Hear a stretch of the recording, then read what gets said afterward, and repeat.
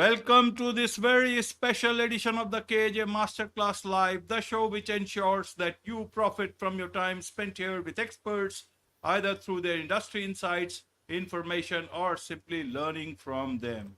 And today we have Ayo Haynes. She is an open adoption advocate, single motherhood coach, real estate expert, and empowerment speaker. Welcome to the show, Ayo. Thank you so much, AJ. I'm so happy to be here. You are welcome. Welcome to the show. Welcome to India in this online form. And I'm sure not just in India, but a lot of people across the globe will benefit from what we are going to talk right now. We'll be talking about how redefining single motherhood. That's a lot of, I think it's making a lot of case down there in the US. So we'll talk about that part. In India, it's a different story. And here it is, much more of a different thing altogether and laws and all. So we'll understand all that from US perspective, US laws. But first, let's understand a bit about your journey, your background, Ayo, so that people know who they are listening to and also learn from your journey itself. Sure. So my name is Ayo Haynes. It's always a difficult name for people to pronounce when they look at it, but it simply means joy. And so that's what I try to bring to life every day and to help other people and other women, especially, find that joy because we have a lot on our plate as women. We are, career women. We are heading families up, birthing children, raising children, supporting our husbands and our spouses. It's a lot. And so a lot of times we get lost in the mix. And especially what I discovered as I was going through my 20s and 30s, I realized that there was not a lot of time to be a mother after all. I thought I had plenty of time. And then my career, after I got it going, it took first place and front seat of my life. And then I realized my dream of motherhood was always there.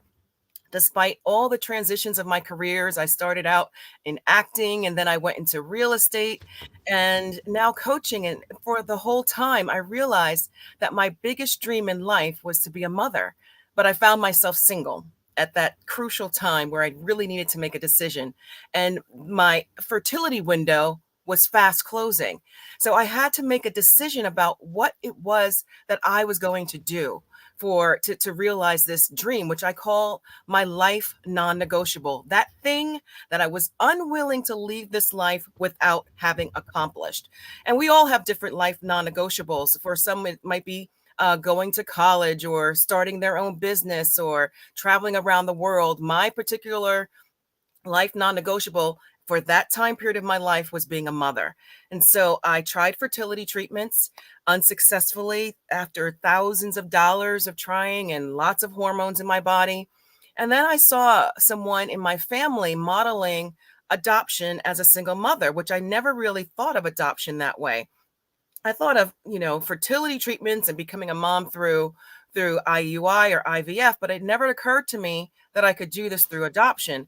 And quite honestly, AJ, I wish I had known this earlier because it would have saved me thousands of dollars. It would have saved me putting all these hormones in my body.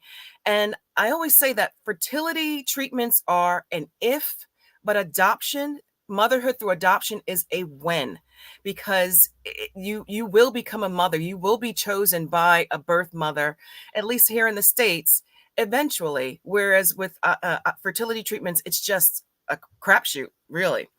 And so I discovered that I could do this on my own, but there wasn't a whole lot of people that I could go to ask questions. And so I am a very inquisitive person. I started asking questions from attorneys, sitting with counselors, the person who was doing my home study. I needed to know more about this process before I could really embrace it. And once I embraced it, I realized I could actually do this. I could actually be the mother of a child born at birth and adopt that child at birth and do this on my own. However, I thought it was going to be easy, and it is not. Single motherhood, whether you come to single motherhood through a marriage that has failed or you came to single motherhood on your own, it's difficult. And you do need a community of people to help you to navigate the waters of what it means to be a single parent. because there is a need for that opposite sex person to be in that child's life, to give them a model of what it is to be um, a daughter or son, um, other than from the single mother perspective. Right. Thank you for that, Ayo. And so, what does the law say? You said it's very difficult. What does the US law say about single mother uh, adoption, So actually, adopting a particular child? yeah, in the US, it's actually very not difficult in that sense. The difficulty comes in that there's not a whole lot of people modeling that. When we think of adoption here in the US, you think of a couple, right? You think of a husband and wife. And quite honestly, I was told that I was going to have to wait over a year and a half in order to be selected by a birth mother, because I am single and I am a Black woman. Well, as it turned out, it didn't take that long. It took only a few months because I stuck to my guns about what I wanted to say to that birth mother. I was encouraged by the adoption agency to not speak in a spiritual language, to not say, that I know that you were put in my life for because I'm not able to have a child. And they were like, don't say that. These girls are not going to understand what you're saying. And I said, you know what? The right birth mother will understand, because I do believe that she is a gift from God for me, not being able to have a child of my own, that this person somehow connected with me at the very right moment for me to be the one that she selects to birth her child. So, as far as laws, it's not difficult, but there aren't as many Black children. Well, there are a lot of Black children in the foster care system and in the adoption system. There aren't that many white children in the system. So there's a premium. I hate to say that word, but there is a premium for white children. And of course, white families, would get preference. With Black children, white families can also adopt Black children, but you will never, very, very rarely see a Black parent adopt a white child. I don't think they will. Not that they won't allow it, but it doesn't happen very often. So it's interesting that it would happen in the reverse, and especially, and also with Asian children. Right. So, what is the case that you are trying to build? Is it that more widespread adoption should happen, or is I it that you want relaxation in some challenges that one faces in today's time? Yeah, no, what I really would like to do is to change the narrative about what adoption is. There is such a cultural negativity across the world about adoption, but in many cultures, in especially spiritual religious cultures, adoption is a mainstay in the theology, especially like in Christianity. We are all adopted. So adoption shouldn't be this thing that's like, oh, poor her. That's too bad that she, got herself into the situation and she had to give her child up for adoption. Or, oh, poor her because she's too old to and didn't find a man, or that child. No, adoption is a beautiful thing. It's ensuring that our generations to come are actually going to be able to support and sustain our society. Because if we don't train children or bring them into a loving household, we know that crime rates increase. We know that there's all sorts of negativity that happen when children are left out of the society.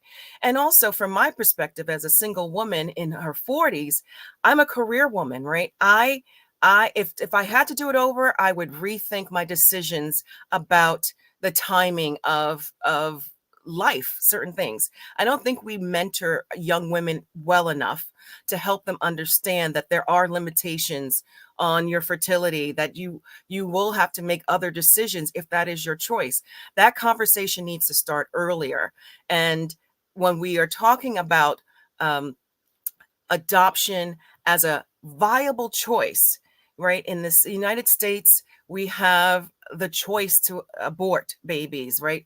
Children are, or birth mothers are given that option to terminate.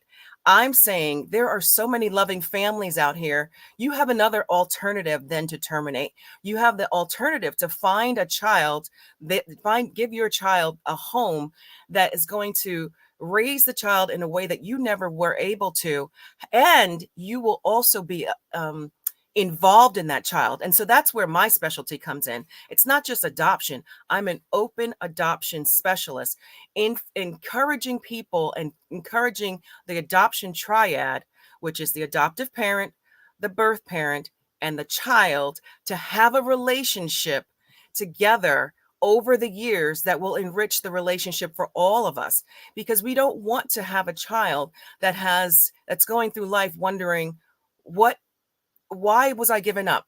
Why was I adopted? What happened? Am I not good enough? And that's not the conversation that I want to happen. I want that child to say, wow, I was so loved by my birth mother that she and her family knew that she could not raise the child in a manner that would be helpful enough. And so that she's going to place me in love, not give up, but place me in love in a family that can actually help me achieve everything that God put me on this earth to achieve. And so that means that there has to be a support system. There has to be a conversation. There are not enough women who think that they can do this in their 40s. They think that, I'm single, I'm never going to get married because I can't find a mate. I can give up this desire of mine to be a mother. And then that leads to depression. That leads to having to make a choice of not being a mother and living with it. And you can become okay with it, but there's still that regret, I believe, later in life or at the end of your life, like, I wish I could have done this. And so I'm here to say that you can do it. I'm here to help you do it. I'm here to help you join in a group of women that are walking this path. And there are women and families that can embrace this open adoption love of a child for everyone's betterment. Right. Now, if I understand, there are, from the Indian perspective, if I understand, and maybe it is similar or a bit different. There are a lot of orphanages. There are a lot of Yeah. places where either the biological parents are not there, or for whatever reasons they are now living in uh, homes or orphanages or any of the governmental setup that is there for children who do not have parents. What is the difficulty in adopting there? There you won't have to deal with the biological parents. In fact, that is where you can give a lot of support. Is there a problem in that sense for single women down there in the US?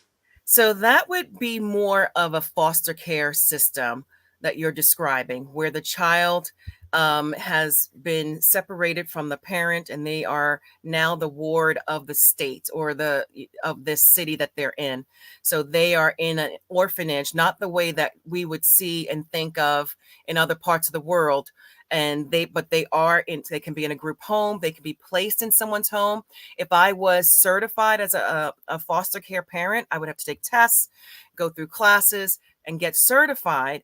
And then if there was a child that met the needs or the requirements that I said, say I wanted a boy who was 5 years old or younger, then they would look for a child in the system and then place them with me, at least temporarily. And then there are situations where it would be called foster to adopt. And so Yes. those situations are a little bit more difficult to encourage open adoption or to have open adoption be successful. One, the parent may not even be there. They may have had their parental rights terminated. Two, a lot of times it's a contentious situation because the city or the state, the government has come in and removed that child from that person's house, and they are fighting to get that child back, sometimes, many times. And so that can lead to a contentious relationship with the future adoptive parent or the foster care parent. The kind of work that I specialize in is actually private adoption, where you are either going to the orphanage if the person is adopting overseas. They're dealing with the legal system, the people who are legal representatives of the orphanage, not necessarily a parent. So it's a little different than that. But my focus is for all the private adoptions that are happening, let's have them be open and not closed. There was a time in America where adoptions were closed, and they lead to a lot of frustrations and a lot of problems with that adopted child. They don't know where they come from. They feel rejected. There's a missing part of who they are. They don't have the answers that you and I have that can say, oh yeah, my mother and father are from here, from this country, they came from this region. When it's a closed adoption, it is purposely, the information is purposely withheld from that child, and it's difficult. And sometimes parents don't tell their children that they're adopted until later. That my assertion is that is the worst thing you can do. That is the worst thing you can do to a child. I told my child that she was adopted as early as she could understand, maybe around 2. I addressed it in very simple terms, but it became something that wasn't an issue. It wasn't a bad thing. It was like mommy had to have help bringing you to her to start her family. And I'm so grateful for your birth mother who allowed me to be her mother, your mother. And so I have a relationship with my child's birth mother. I am not the only one who can do this. I'm not the only one who is doing this. And those who are doing it say overwhelmingly that it is the best decision that they could have made. For the birth parents, it is incredibly uplifting and assuring that they can see their child growing up in a healthy environment. They still have an attachment to them. They're not regarded as a deadbeat, but they're regarded as a very special person in that child's life that will be there forever. So you don't have to walk down the street wondering if is that my child? You actually know who your child is. You may even be invited to your child's different events. It's a beautiful and wonderful relationship that I am encouraging others to do. I have laid the groundwork, and I'm excited to be doing. Right, right, Ayo. Uh, what are the rights of the biological parents in such open adoption cases? So once the adoption is finalized, they have no rights. They cannot take the child back. We hear all of these stories about, oh, the parent came in and they took the child, they changed their mind. My assertion is with open adoption, you will have less adoption failures, less adoption withdrawals, because the parent, the birth family is now invested in seeing their child grow up throughout life. They know that that child is not theirs. The child will not call them mama or papa or anything like that. They will have a respectful, maybe they might call them auntie or miss whoever, or dad, Mr. or papa, or it really depends on the relationship. And so it's a conversation. And so no one, once the adoption is finalized, there's no interference. And the way that I structure the relationship with the birth family is that I'm still the parent. If she wants contact, sure, let's have a phone call. But it's always very much considerate of the other person.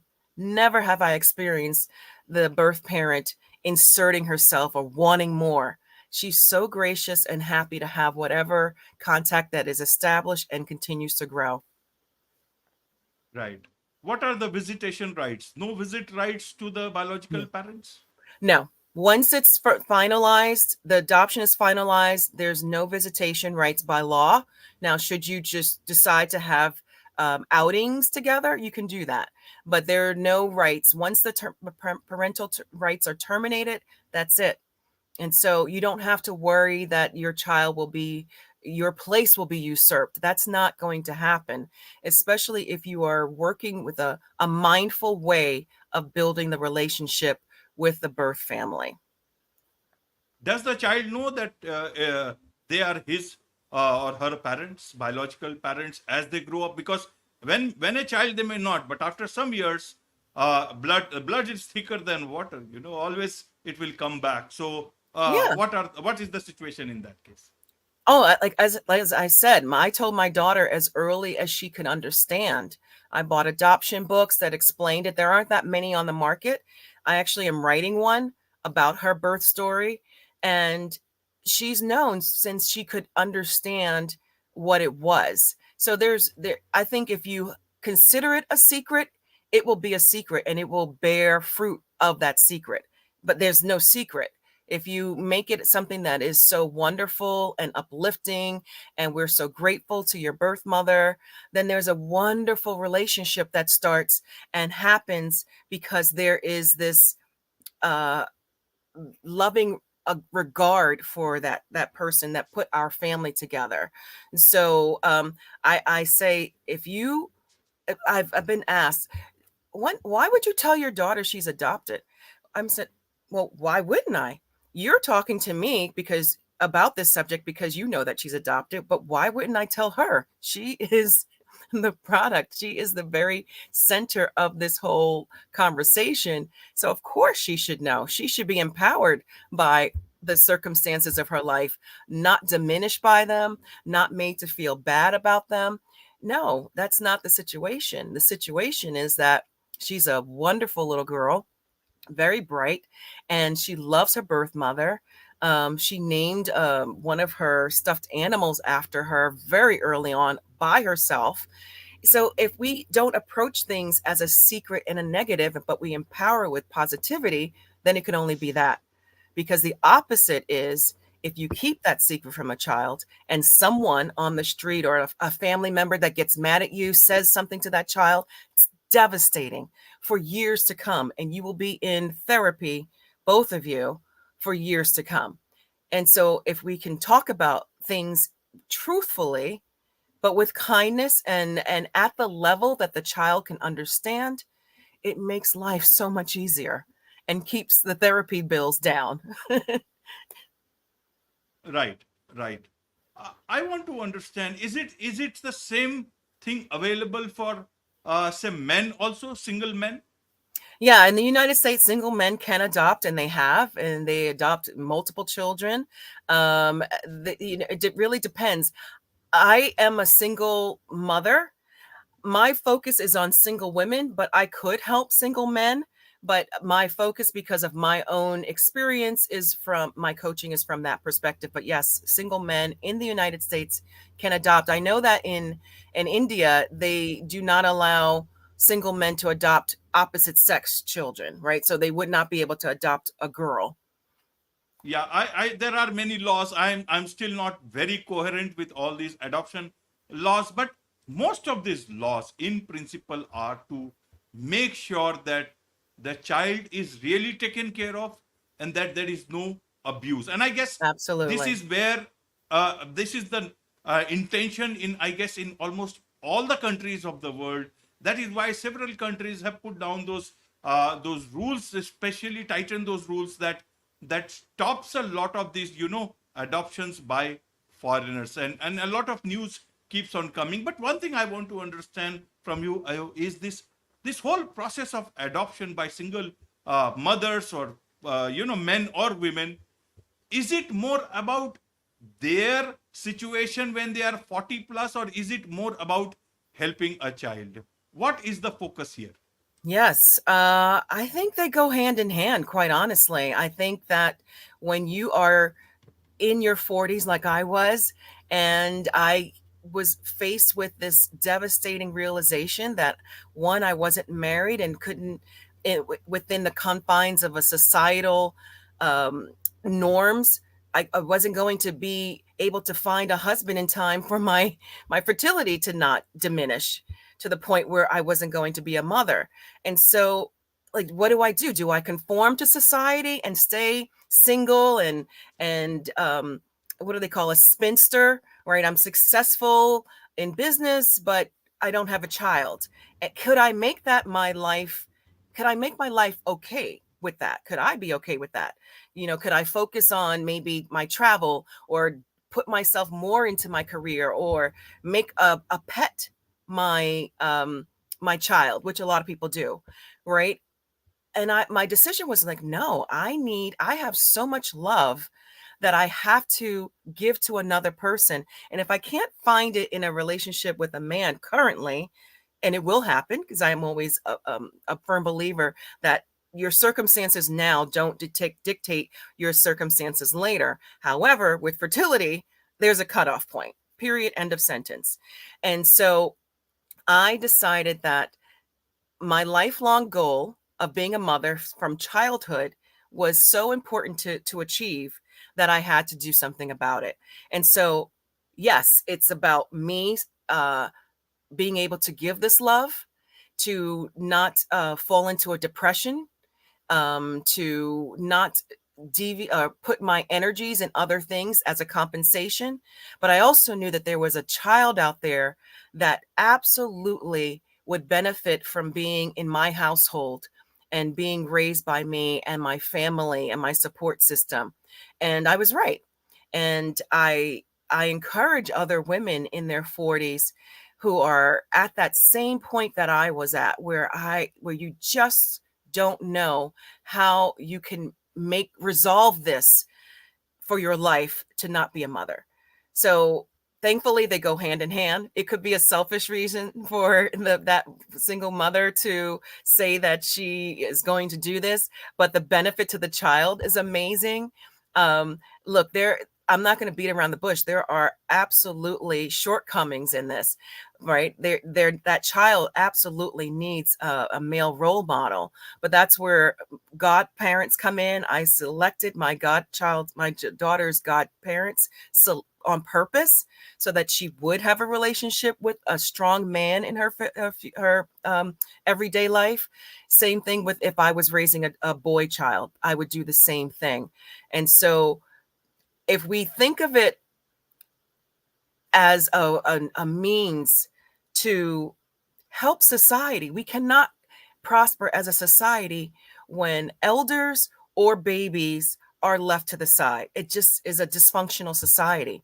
And I know from the Indian culture, right, you give great reverence to the elders. And there are a lot of children who are at risk in India. There are many children at risk here in the States. And, we have systems to take care of elders that are not necessarily within our family. We unfortunately tend to resort to homes to help with that, but that can be a necessity. But there are absolutely women who are having children who don't know what to do. They're at their wits' ends, and they could either remain in a household that is not able to support them, or they can be given to a family that can increase who they could possibly be in the future. Right, right. What is the role of the government in such open adoption, or is it purely between the biological parents and the adopting a mother? Yeah, the government has no role in open adoption. They do give an adoption credit to encourage adoption here in the US. But the relationship that develops is purely because of what the parents put together, adoptive parents, mostly as the lead with the birth parent. I've never really seen a birth parent spearhead the connection between the adoptive parent and the child, because the adoptive parent is the legal parent. So that adoptive parent has to be open to that open adoption scenario. I can tell you from my own personal experience that when I approached my daughter's birth mother and her grandmother, actually, because that's my daughter's mother was very young, but so I had the relationship with her mother. I said to her, I want your granddaughter to know who you all are. I want you all to be a part of her life. Now, I didn't know to what extent, and it's day by day, right? I know in the future, I'm sure they'll even have more of a relationship. And I encourage that, right? I'm not going to be here forever, but she should have a connection to who her blood relatives are.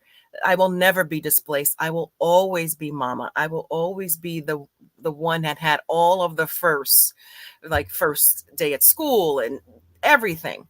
So I don't operate from a place of fear that I'm going to be displaced. And thankfully, the government doesn't interfere with that. But it does take coaching to realize how this relationship can manifest and to continue to grow. Right, right. So government, if the government doesn't have any role to play, what about a case of, abuse of the child from the adopting Right. mother? Are there, what are the rights of the child here? And or suppose if something happens to the mother, she wants to marry, she wants to have their own life after that. What happens to the child if the child is not adequately taken care of? Does the state come in, or do the biological parents step in? No, biological parents can never step in again. Their rights are terminated. So there's no way that that could happen unless I were to put in my will that I wanted them to have her. But that's not going to happen, right? I'm going to put my child in, if something were to happen to me, I'm going to put her with family that she has known from day one, that are from my side, my family, and she will be adequately taken care of within the confines of who I have deemed the best support for her, because she knows them, right? There would be no way for me to con- with a good conscience give her back to her birth mother without there being a relationship. Now, if there was a relationship, and there are people out there who have everyday relationships with their birth parent, that doesn't mean that they can't do that. But in my situation, it wouldn't make sense for my child's mental health to do that, because she doesn't have that kind of relationship with it. She has a very open and loving, caring relationship, but not one for the birth parent to now then come back in and to parent her. Right. But that doesn't mean that she's not in her life. Totally she is. Um, Now, as far as if there was abuse, just like in any other situation, if someone were to report abuse in any family situation, they would report it to what we call Child Protective Services here. It goes by different names and acronyms in different states, but then they, working on behalf of the government, could take that child out of the house. When they take the child out of the house, they could place it with a family member, and that could lead to kinship adoption, which is totally another viable option within the open adoption spectrum, because you absolutely do know who the parent is. Um, or they're placed in foster care under extreme situations where there's no one else there to step in. And if they stay in foster care for a very long time, which is incredibly unfortunate and happens all the time, they could literally stay in foster care from childhood all the way up to adulthood, where the state no longer has a say, and they emancipate them at the age of 21. And I used to work on a commission out of New York. I was placed on this commission by the mayor then, Mayor de Blasio, and it was a commission to help prevent children aging out of foster care into homelessness, because they have been taken care of their whole life and now they have to take care of themselves. It's a horrible situation. Um, and, there again, there are so many families that these children do not need to be in foster care for that long, right? It just doesn't need to happen. I'd like to see every person who believes in pro-choice, okay, then adopt. If you believe if you're pro-life, then you should be adopting, right? There should be no children waiting for homes if we are really a society about protecting the youngest and the most vital parts of our society. Right, right. One last question I want to understand for the audience is that, do single mothers, do they have state support if they are single but they adopt a child, and they will get state support? They can. They can. I mean, generally, when you are going through the adoption process, you are opening up your entire finances to um, the adoption agency. you have to get a home study where it's an independent social worker comes into your home. They assess the safety of your home. Do you have enough bedrooms? If you're adopting an opposite sex child, you have to have a separate bedroom. If you are, they look at if you have insurance, if you have life insurance, your work, all of the who's in the household, who's coming in and out. They do a thorough investigation. Your fingerprints are taken. You have to go through Homeland Security to get uh, passed through or approved. So there's a lot of measures in order to do an adoption through an agency.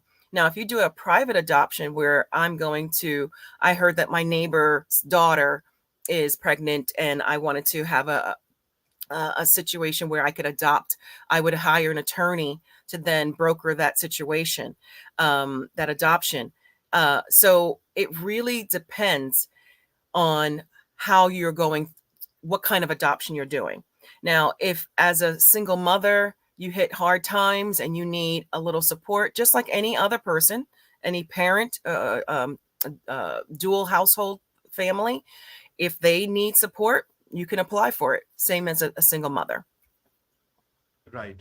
Can there be a situation, or do you see a situation where uh, people start only adopting purely to get state support, especially when they think that they may not be Right. that financially strong, especially at the age of 40 plus. Well, usually people who are adopting at in 40 plus are career women. They've saved their money. They have more disposable income. So that's not generally the situation in women who are in their 40s. They generally have put their career ahead of other situations in their life, or they have just found themselves at this time of life. Like it was almost like I woke up. I'm like, oh my gosh, I'm 40. How did this happen? So that's generally not the situation. Usually, younger birth parents need more help than an older adoptive parent who's looking to adopt. Adoption is not cheap here in the States. It can be upwards of 20,000, 25,000, and more. So it's not something that a person in their 40s who doesn't have money is going to pursue as far as a private adoption. Now, if they didn't have the money to do it, but they were still interested in adopting a child, their best bet would be foster care, because the state then pays for that child while they're in your household, and you will have a monthly stipend. And sometimes that stipend, even after adoption, will continue up until that child is 21. And that will include health care, school care, insurance, I mean, everything, going to college. So if you are financially not in a position to pay that, like cash out of your pocket, 25,000 more, 30, 35, then foster care in the States is the way that you should go about achieving your dreams of motherhood. Right. There is much to understand, learn about all these things from you, and I'm sure a lot of people would want to understand about these things from you. So, what is the best way for them to connect with you? Yes. Well, thank you, AJ, for today. I am totally reachable on the web at openadoptionsuccess.com.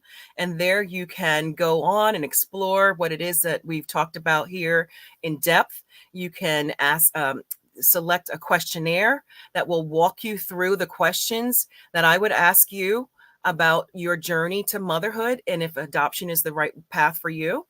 After that, you can schedule a call with me. We'll go through your answers. There's no right answer. There's no wrong answer. I also have a blueprint for single women to tell them, explain what it is to walk through the path of adoption, what to expect. And I have coaching as well. And most importantly, I'm so excited about She's Extraordinary Summit that's coming up in February of 2025, where women of all ages, well, I should say like 35 to 55, who have become mothers or they're career women, and they are looking to have support to understand what their life non-negotiables are and need to break through and to find a community. It's going to be in Las Vegas. I'm super excited to be planning that. And so that website is shesextraordinary.com. And I'm available and reachable on LinkedIn, Facebook, Instagram, and TikTok. Easy to find. Easy to find. Wonderful. Yes. With this, it's a wrap on this very special edition of the KJ Masterclass Live. Thank you so much indeed for joining us. Thank you, AJ.